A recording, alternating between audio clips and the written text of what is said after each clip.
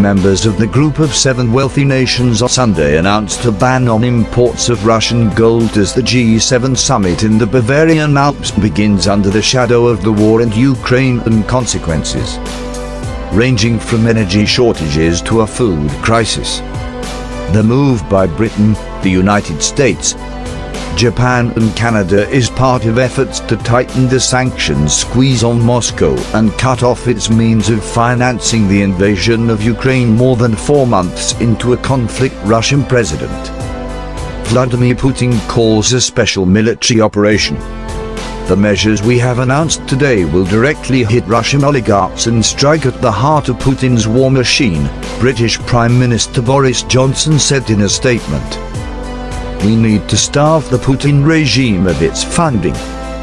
The UK and our allies are doing just that.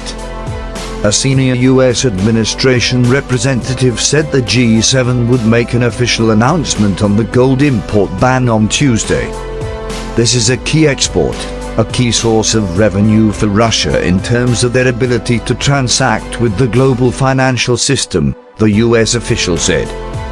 Russian gold exports were worth £12.6 billion last year, and wealthy Russians have been buying bullion to reduce the financial impact of Western sanctions, the British government said.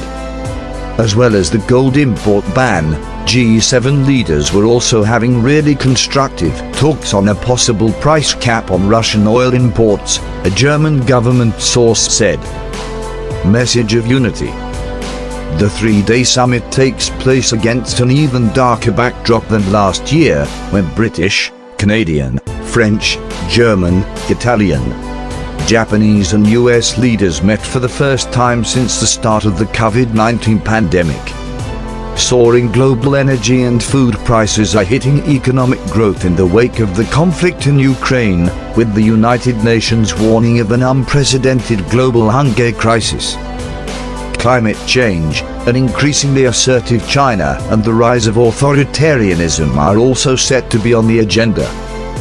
G7 leaders are expected to show a united front on supporting Ukraine for as long as necessary and cranking up pressure on the Kremlin, though they will want to avoid sanctions that could stoke inflation and exacerbate the cost of living crisis affecting their own people. The main message from the G7 will be unity and coordination of action, an EU official said. The G7 leaders are also expected to discuss options for tackling rising energy prices and replacing Russian oil and gas imports.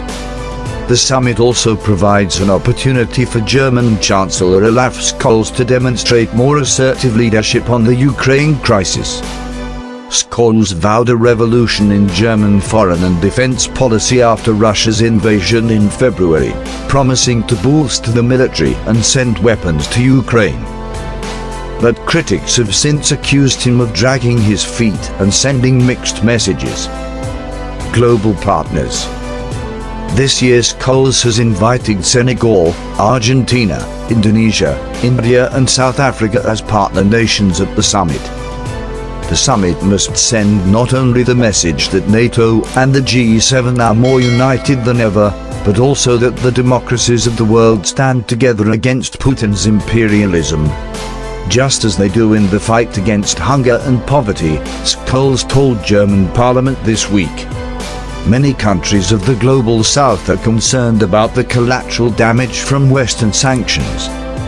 An EU official said G7 countries will impress upon the partner countries that food price spikes hitting them were the result of Russia's actions and that there were no sanctions targeting food.